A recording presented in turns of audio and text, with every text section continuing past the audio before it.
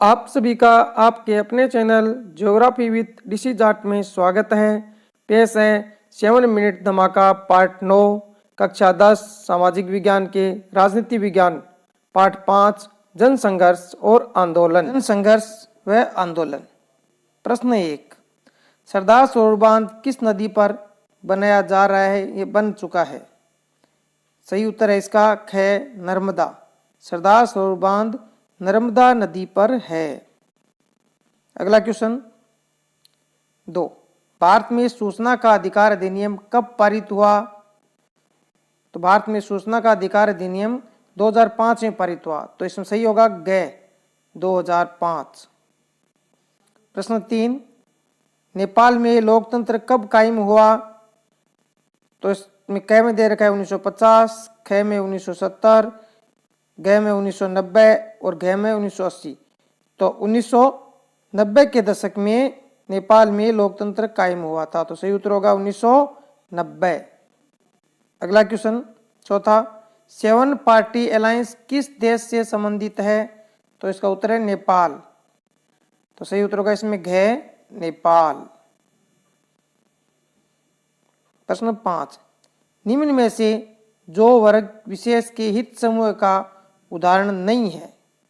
मजदूर संगठन वर्ग विशेष का उदाहरण है, व्यवसाय संगठन वर्ग विशेष का, पेशेवरों का संगठन वर्ग विशेष का, ख में मानवाधिकार संगठन, यह वर्ग विशेष का उदाहरण नहीं है, तो सही उत्तर होगा मानवाधिकार संगठन।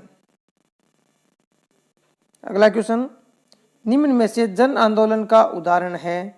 क पर्यावरण आंदोलन, ख ताड़ी विरोधी या शराब विरोधी आंदोलन, ग नर्मदा बचाओ आंदोलन, घ उपयुक्त सभी। तो इसका उत्तर होगा उपयुक्त सभी।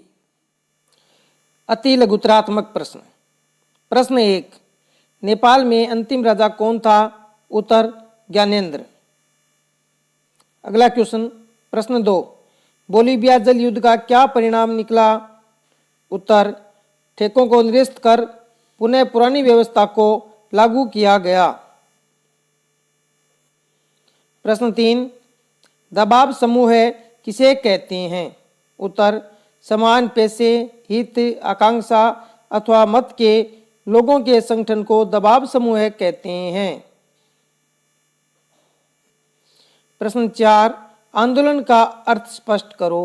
उत्तर जब कोई जन समूह जनता के व्यापक हित में राजनीति को प्रभावित करने के लिए सामूहिक कार्रवाई करते हैं तो उसे आंदोलन कहते हैं। सामूहिक कार्रवाई जैसे हड़ताल, प्रदर्शन आदि। नर्मदा बचाओ आंदोलन क्या है? उत्तर सरदार सरोवर बांध के निर्माण के कारण विस्थापित लोगों के पुनर्वास की व्यवस्था हेतु किया गया आंदोलन नर्मदा बचाओ आंदोलन है। प्रश्न 6, हित समूह कितने प्रकार के होते हैं? उत्तर 2 प्रकार के। नंबर 1, वर्ग विशेष हित समूह जैसे मजदूर संघ। 2, जन सामान्य के हित समूह जैसे पर्यावरण संघ या पर्यावरण का कोई समूह है। प्रश्न 7, लोकतंत्र की तीसरी लहर से क्या आशय है? उत्तर जिन देशों में लोकतंत्र 1990 के दशक में कायम हुआ वे देश तीसरी लहर के देश हैं। प्रश्न 8, 7 पार्टी अलायंस क्या था? उत्तर नेपाल के सभी 7 बड़े राजनीतिक दल मिलकर लोकतंत्र की स्थापना के लिए जो गठबंधन बनाया गया वह 7 पार्टी अलायंस कहा गया।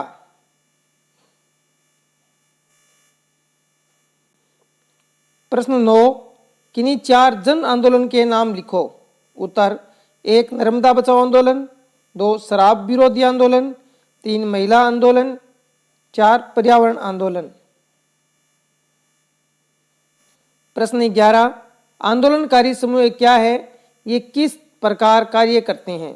उत्तर आंदोलनकारी वे समूह होते हैं जो प्रत्यक्ष रूप से चुनाव में भाग लेने के बजाय राजनीति को प्रभावित करते हैं।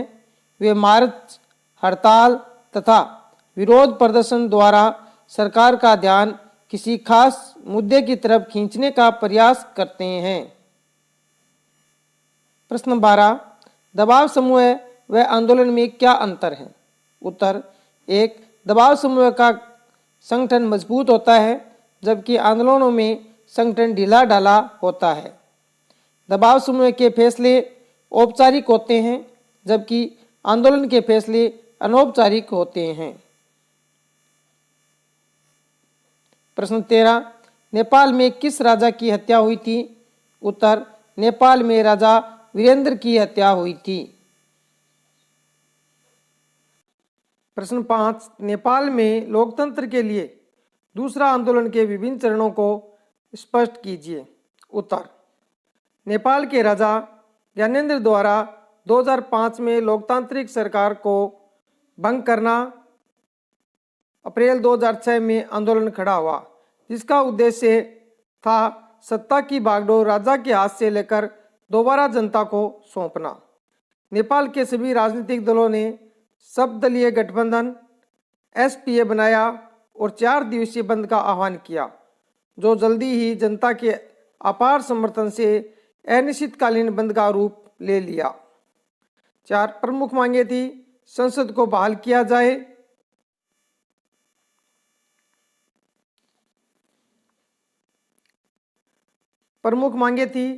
संसद को बहाल किया जाए, सर्वदलीय सरकार का गठन हो, एक नई संविधान सभा का गठन हो।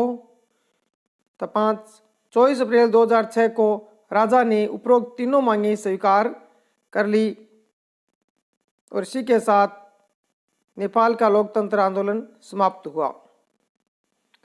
अगला प्रश्न, बोलीविया ने अचानक जन आंदोलन प्रारंभ होने के पीछे क्या कारण थे, समझाइए।